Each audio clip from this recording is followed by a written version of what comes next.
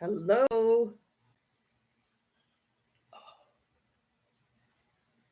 I gotta call the hairdresser. This is ridiculous.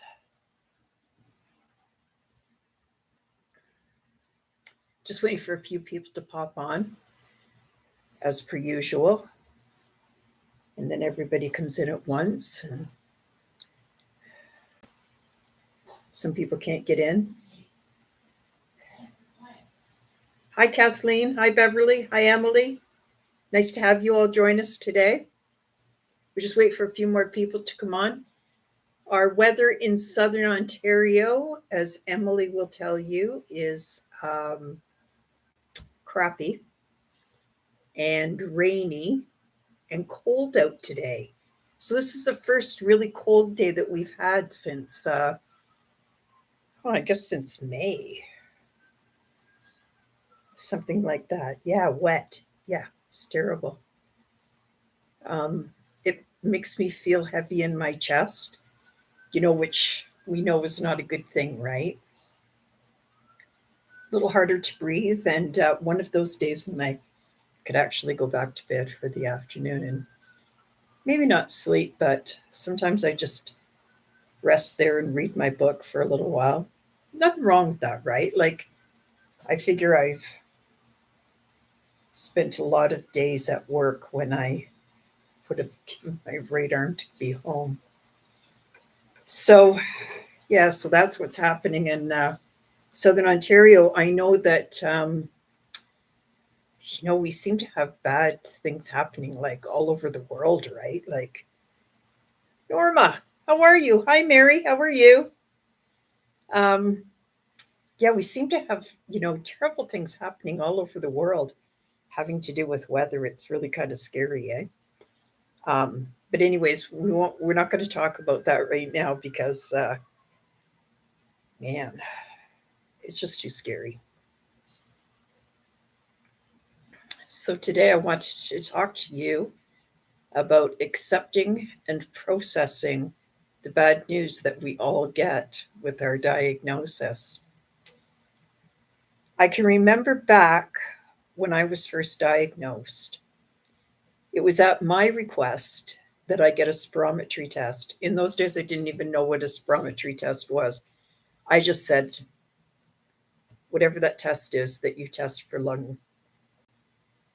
what's going on with your lungs, that's what I wanted. And my doctor, who who said to me, I think this is a waste of my time. And I don't think they're going to find anything wrong with your lungs. I don't see any problem with you breathing. And I said, well, guess what? I had to stop 3 times in order to get to your office from my car. And I become so short of breath that I cannot make it from the parking lot to my office. And he said, okay, well, we'll finally relented. So he had a beef with me because I was overweight and I smoked. And to him, this was like against the law. So, and he he used kind of that mentality of, there's nothing wrong with you. These women are always complaining. I don't know if that's what it was, but I know he had a beef with me because I was overweight and because I smoked and because I joked with him about not quitting and stuff like that, right? Anyways, um, finally he relented and he sent me for a spirometry test at St. Joe's Firestone Clinic. And I went for the spirometry test and I didn't hear anything from him. So I thought,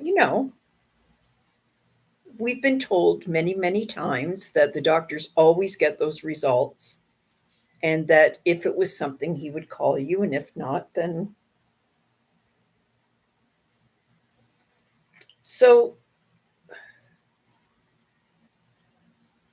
I went for the test and I didn't hear anything from him. And I thought, I could hear that voice in my head that said, hey, if there's nothing wrong with you, you won't hear from me. So I'm thinking, okay, well, you know what? He was right. I probably didn't need to go. I wasn't worried about the appointment or what was going to happen there. I wanted to believe what my doctor said. My doctor said there's probably nothing wrong with me, and it was actually a waste of time to get this test done.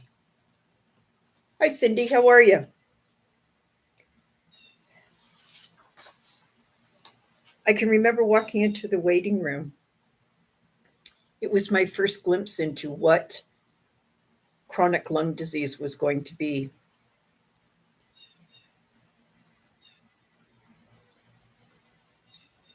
Some people were on oxygen. Some people were uh, had walkers. Some people had canes. Everybody looked sick. And I remember thinking to myself at that point, this was a club that I didn't want to belong to. It was at that moment. Now, I have never been sick. I have never been diagnosed with anything. Um, since I was 5 years old, I'd have uh, bronchitis and I'd have colds that were a little bit more severe than anybody else, but nothing really, you know. I had no experience with being diagnosed like this and how serious it was going to be. I didn't know what chronic illness was in those days. What I knew is that I was strong and I was healthy, and I worked full time and had no visible issues. So I didn't think that I would be able to join that club or that I would have to.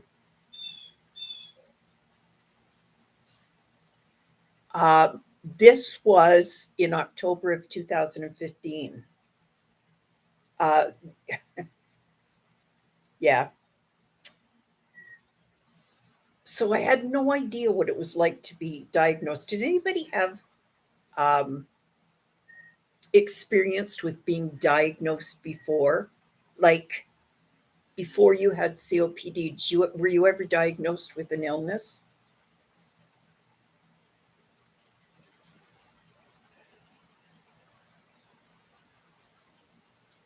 So I sat in the office, I looked around, I was trying to take in what was happening. And, if anybody's been for a spirometry test, you know that um,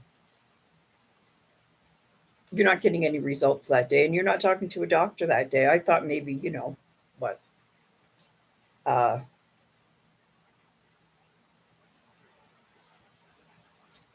um, but I didn't know what to expect, which is, of course, where we all started out. And so that day when the voices played in my head, I heard them from different spectrums.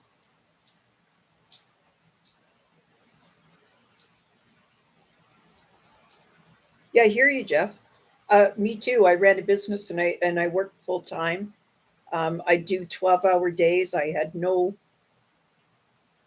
issues with that until it became an issue.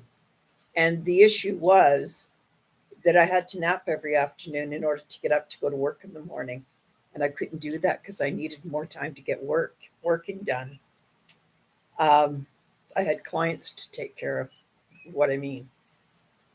So I heard my mother's nurturing voice. I heard my daughter's voice. She gave me strength. I heard my sister's voices, and they were all over the place.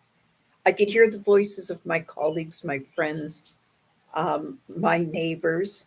So many opinions made it hard to keep them all sorted out and what I was going to do with them. My doctor, who was so determined that I wasn't going to have anything wrong with me, didn't even read the results. So, what do we know about when you go for a test? If the doctor doesn't see anything, you probably won't hear from him. And so I'm playing this in my head and I'm saying, well, doctor said probably nothing wrong with me, haven't heard from him. Now we're in the middle of October 2015. And I'm saying, well, you know what? I do have a problem because I can't get out of bed. And that was my first tip off. I was working full time. I was doing two jobs. I had a business. And I was also in the middle of painting my kitchen cupboards, which were going like one or two cupboards at a time. Um, but I knew that there was something wrong because I was so tired. And so I called him and I said, specifically, I would like to know what the results of my tests were. And you had to make an appointment for a phone call. So I made the appointment and I got the phone call. And when he saw it, the test, he sucked his breath in and said, "Oh, yeah, you got a problem." I can remember so clear where I was when I heard that information. I remember what I was wearing, how claustrophobic the information was, or catastrophic the information was. I had no knowledge of what was to come. I had no clue what was going to happen or how this disease would uh, demand its place at the table.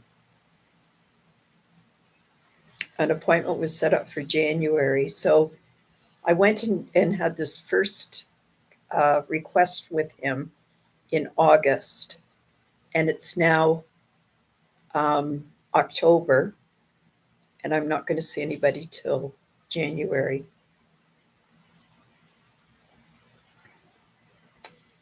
Once again, I thought, can't be too bad.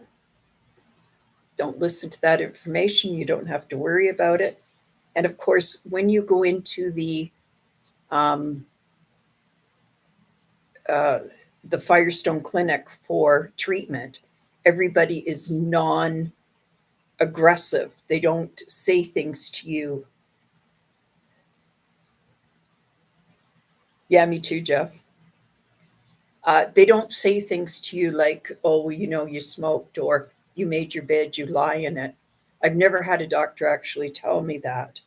From the very beginning, the doctors told me that this was not my fault.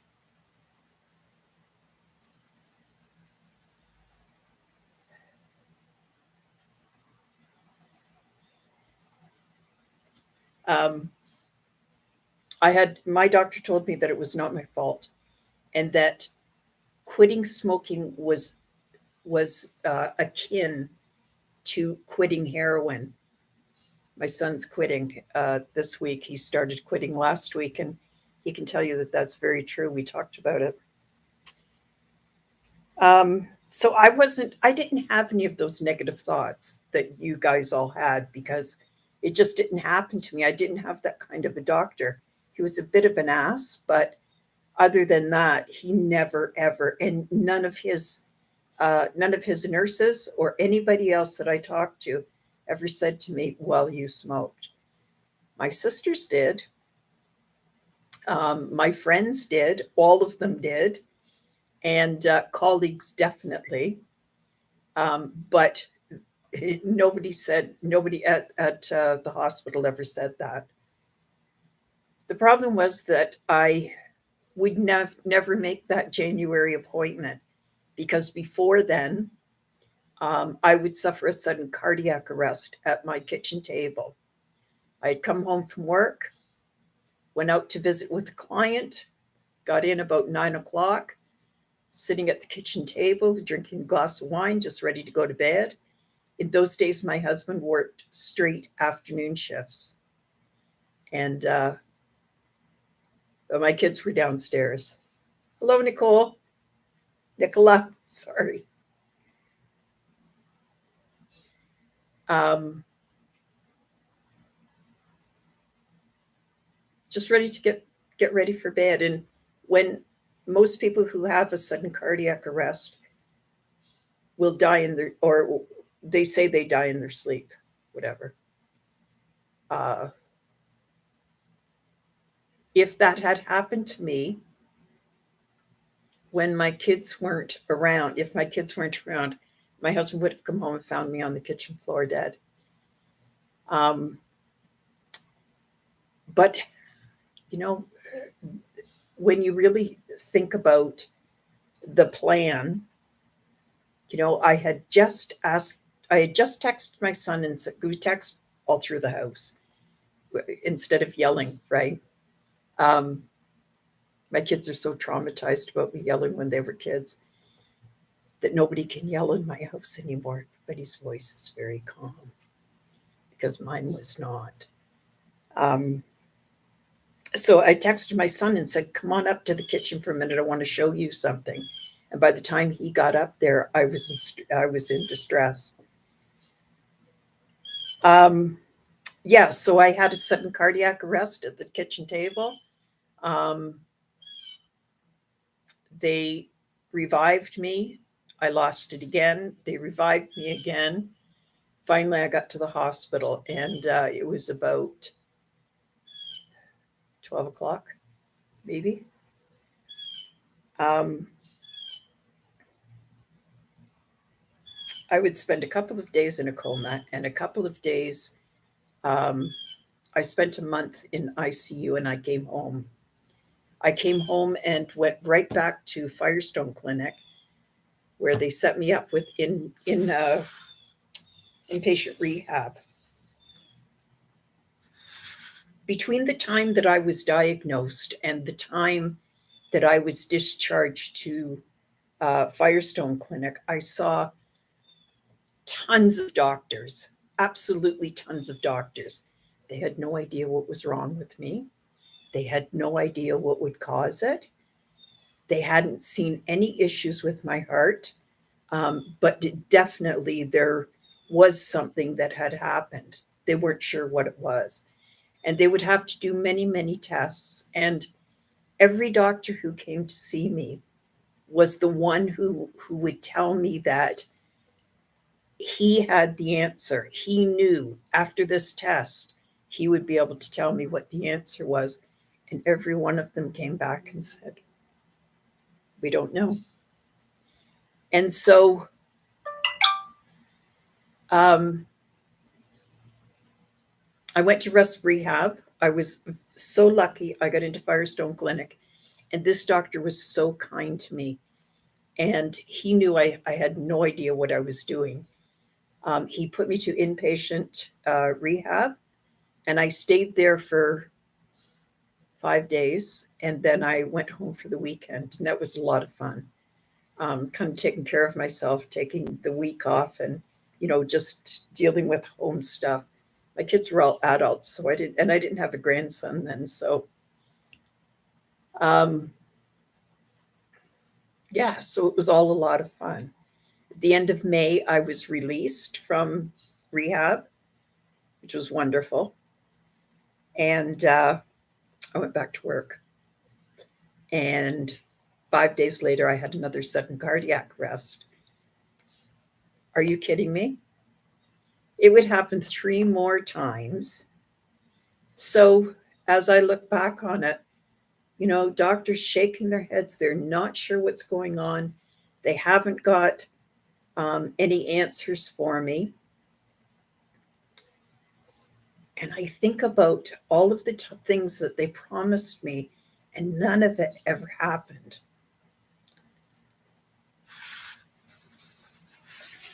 My whole my whole life has been looking at things from a negative point of view. And so every time a doctor tells me something that is,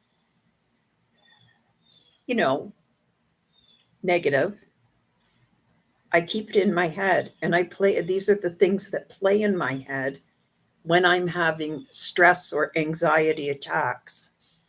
For instance, my doctor told me when I first saw him, one of the first doctors that I saw, told me that my life expectancy was 5 years. I was only 60 years old. So, 5 years was not a whole lot of time, but it was, I don't know, didn't seem so bad at the time. I didn't like actually freak out about it. But every day that I got closer to 5 years, I was like, holy crap, it's actually not that much time. Are you really sure? See, I never asked him, how do you know? What makes you say that? What is the latest? What is the latest statistics on life expectancy? Do you know if there is a study being done? Because what we know now, even 5 years later, now this is 8 years, even 8 years later, we know a lot of things about COPD that they didn't know before. So when doctors are telling you these horrible statistics, or they're telling you how you're only going to live for 5 years, or you'll never be able to, I don't know, do something or be something or whatever. How do they know? As we live today, social barriers are broken. So when you look at a doctor, and I look at him and I think, you know, um, he had the advantage of going to school, and his father probably paid for him. Maybe not. Maybe he had to work very hard for it. But he had the opportunity to go to school and be educated. I did not have that opportunity. So, because all social barriers are broken, I can eliminate that separates me from him. When we look up to professionals and can sometimes hang on their words, I remember as I approached my 5th anniversary that those words played in my head, and I had to work very hard to mindfully squash them down and to sort through the good and the bad of what I had been told by so many doctors.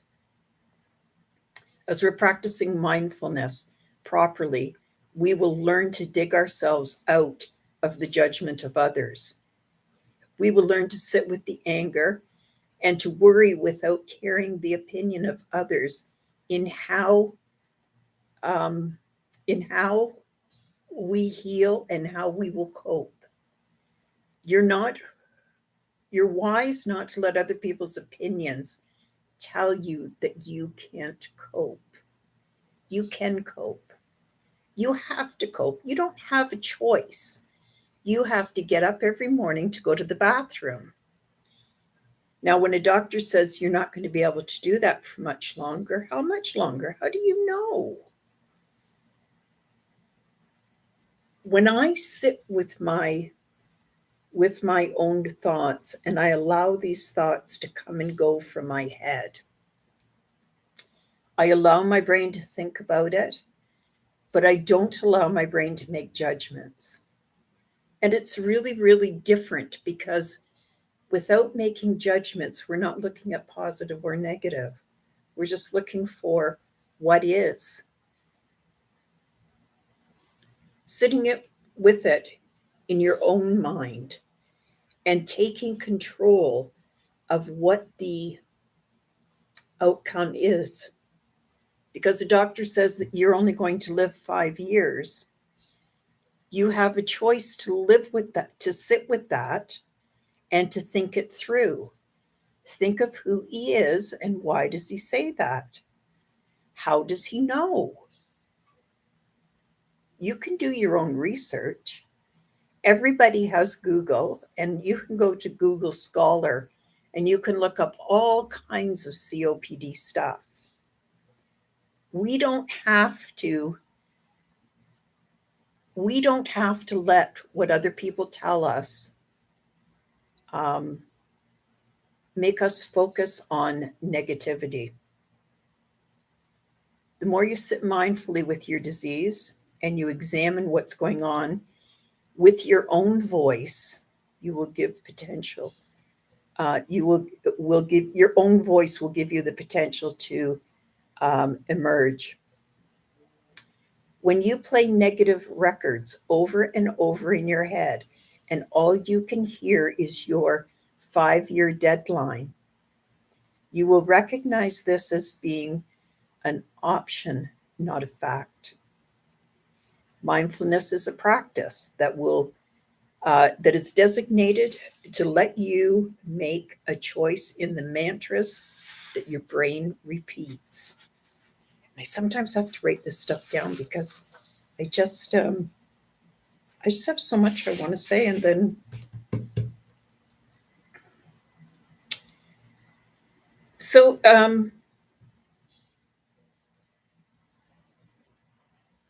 hi Janice, hi Rose, how are you today? Thank you everybody for joining us. Um, do you want to hear the meditation that I've been doing at the end, or would you rather we forego that? Just let me know in the comments.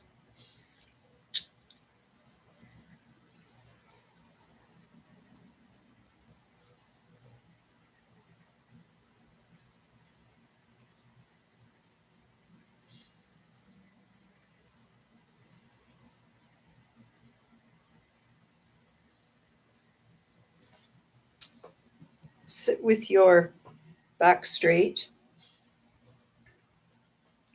Lower those shoulders. Sit with your back straight. Lower your shoulders. Oh, it hurts when you first do it, when you first lower them after you've been doing this for so long. It hurts when you first put them down. But if you can do it and keep your shoulders down, it really helps um, it helps your body use the proper muscles to breathe. Sit with your back straight and lower your shoulders. Place your hands on your lap, palms up. Concentrate on your breath.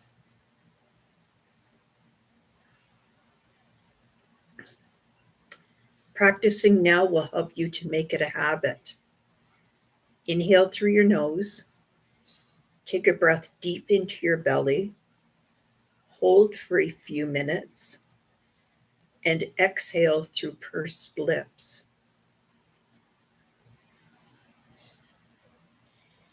When you get into trouble with your breathing and you cannot catch your breath, invite this habit to become your go-to. Inhale through your nose and take a deep breath into your belly. Hold for a few seconds and exhale through pursed lips. Begin to breathe using pursed lips. Inhale through your nose and take a deep breath into your belly. Hold for 2 seconds, and exhale through pursed lips. Stay in the moment and concentrate on your breath.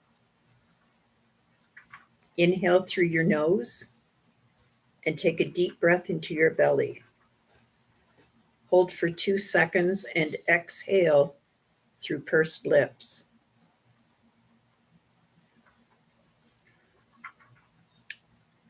We are trying to slow our breathing pattern so that we can breathe less and breathe more efficiently. Inhale through your nose and take a deep breath into your belly. Hold for 3 seconds and exhale through pursed lips. Each breath has more meaning than the last. Inhale through your nose and take a deep breath into your belly. Hold it for 4 seconds and exhale through pursed lips. Notice how relaxed and calm you are. Inhale through your nose. Take a deep breath into your belly and hold it for 5 seconds. Exhale through pursed lips. This is Barbara Moore for Catch Your Breath 60. I appreciate everybody who has come today. Thank you very much, and I appreciate you spending your tea time with me. Bye for now.